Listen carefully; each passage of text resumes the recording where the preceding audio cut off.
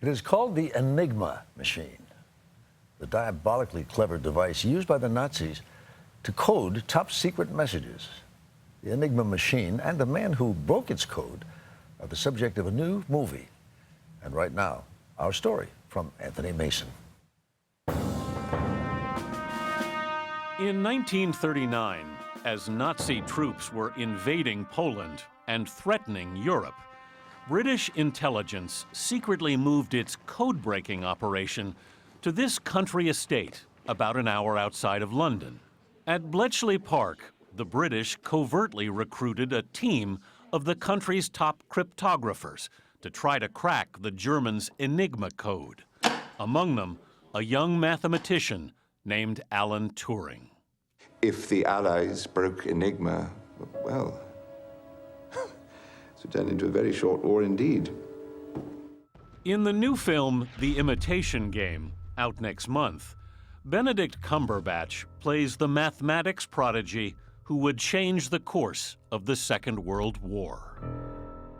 How old are you, Mr. Turing? 27. And how old were you when you became a fellow at Cambridge? 24.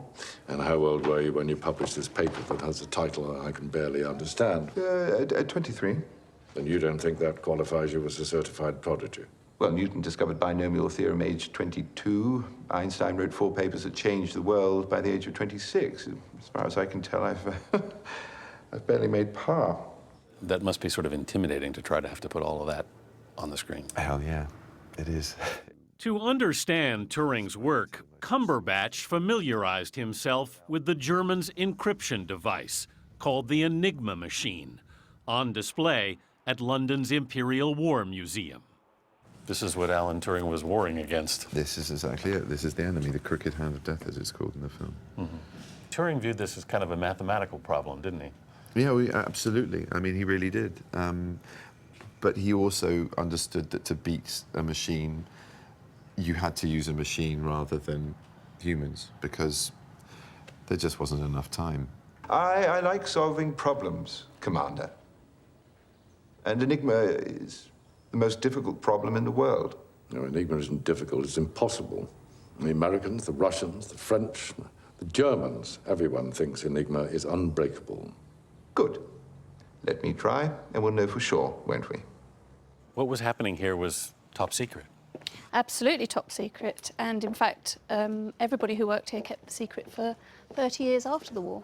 At Bletchley Park, archivist Victoria Warpole says the code-breaking operation was headquartered in Hut 8.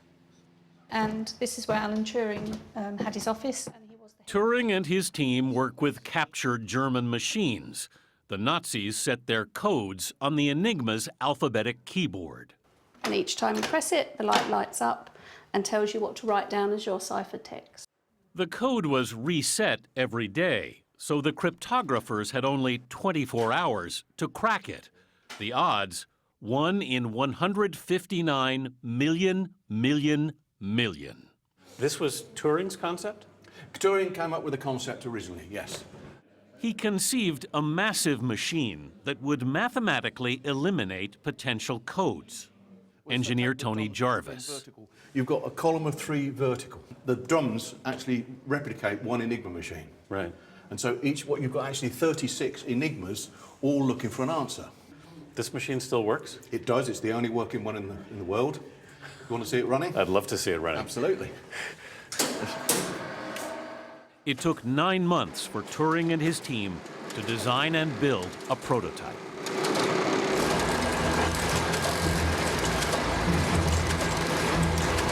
That moment in the film actually gave me goosebumps to think what that must have been like the first time it worked and then stopped to give the settings for the day.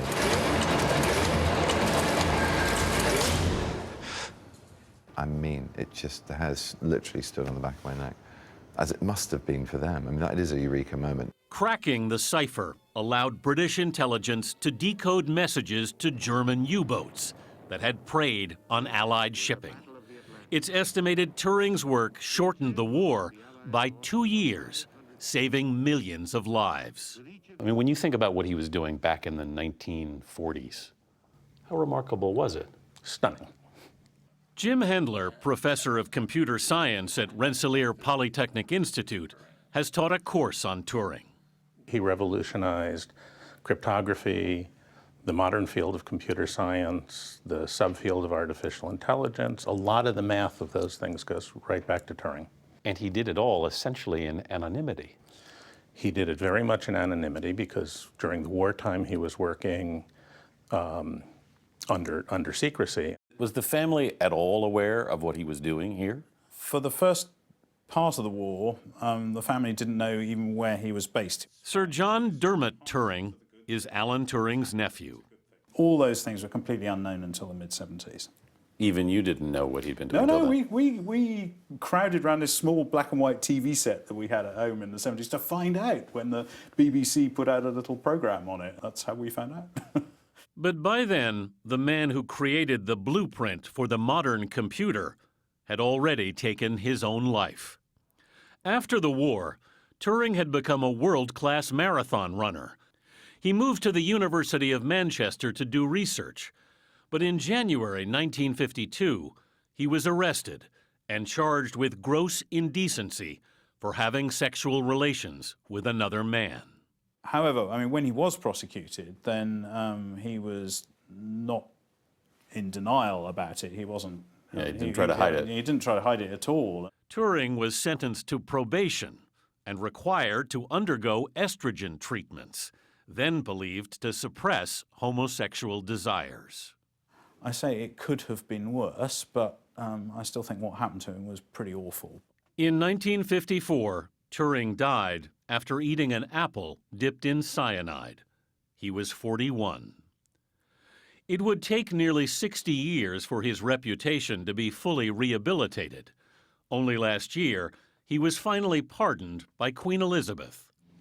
Today at Bletchley Park, now a museum, Alan Turing is celebrated for what he was, a war hero, with a story like something out of a movie. I'm designing a machine that will allow us to break every message, every day, instantly. It was an epic life. A really epic life, a too short epic life, 41 years of it. We